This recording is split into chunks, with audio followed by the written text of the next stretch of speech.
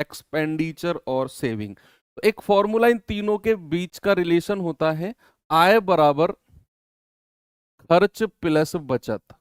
आय बराबर क्या होता है? खर्च प्लस बचत। इंग्लिश में अगर मैं कहूं तो income equals to expenditure, expenditure plus saving, plus saving. यानी कि शॉर्ट फॉर्म में अगर मैं कहूं तो I equals to E plus S, I equals to E plus S, यानी कि इनकम बराबर एक्सपेंडिचर प्लस सेविंग। आप ऐसे सोचो कि भैया कल को आपकी नौकरी लगेगी, कमाने जाओगे सभी लोग। ऐसा तो है नहीं कि कमाकर सीधा अकाउंट को ही भरते रहोगे, कुछ खर्चा नहीं होगा। ऐसा कोई सोच तो नहीं रहा है तुम में से? तो वो सोच थोड़ा बदलो। जब आप जाओगे ना, अभी आप ये तो सोच रहे हो कि यार घर वाले बढ़िया चल रहा है, मुझसे पूछते नहीं है कि भैया कुछ कंट्रीब्यूशन कर दे या फिर कुछ कमा के ले आ। बेटा अभी नहीं कह रहे हैं वो। जब आप कमाने लग जाओगे, जिम्मेदारी आ जाएगी ऊपर, तो खुद ही एक्सपेंडिचर खर्चा शुरू हो जाएंगे होने।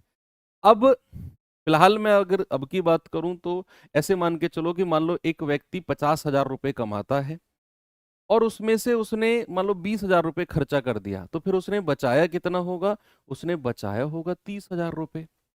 अगर मैं आपसे कहूं कि किसी व्यक्ति ने अपनी पूरी सैलरी में से 20,000 बचाए और 30,000 खर्च कर दिए, तो उसने कमाया कितना है? तो आप कहोगे सर 20,000 बचाए, 30,000 खर्च कर दिए, दोनों को जोड़ दो, 50,000 कमाए होंगे। यही कहते हो।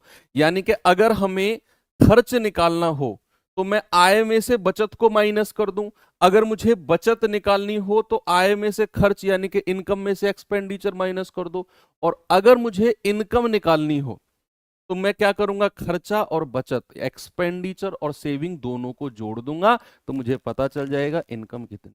बस यही छोटा सा फॉर्मूला है IES, यानी कि income equal to expenditure plus.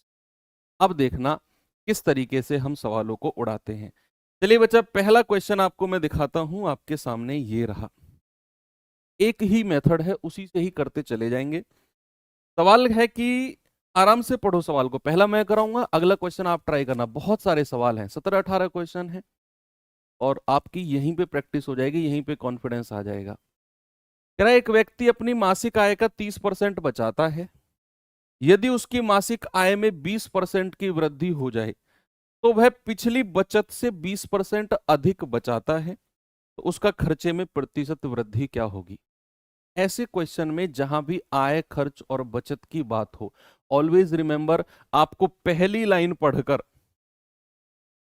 Line पढ़कर आपको आय, खर्च, बचत, इनकम, एक्सपेंडिचर और सेविंग का रेशियो बनाना है। क्या बनाना है बच्चा?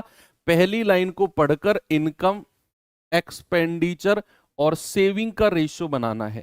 सवाल कहता है कि मासिक आय का 30% बचाया। फिर से पढ़ो जो मैं आपसे बोल रहा हूं। उसने बोला कि आय का 30% बचाया, यानी कि आय, इनकम अगर उसकी 100 है तो उसने बचाया कितना है? उसने बचाया है 30 रुपया। जैसा सवाल कहेगा इनकम, एक्सपेंडिचर और सेविंग के रेशियो में, वैसे ही हम करेंगे। सवाल कहता है उसने आय का 30% बचाया, यानी कि अगर उसने 100 कमाया तो 30 बचा लिया, तो खर्चा कितना